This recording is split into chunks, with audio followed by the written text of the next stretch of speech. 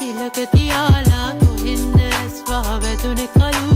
උලත් හපාලා පුවක් හපාලා තුල්ලෙක රතුනේ කිමද කලු ඒ උනත් කලු නුඹ එනකම් මග පාර බලාගෙන සිටියාලු සිතත් වෙනු ඇස් සිඟිත් මැරු කියන්න යන දේ දන්නවලු සඳුන් සදාලා තිලක තියාලා කොහෙන්ද ඇස් වහවැදුනේ කලු උලත් හපාලා පුවක් හපාලා තුල්ලෙක රතුනේ කිමද කලු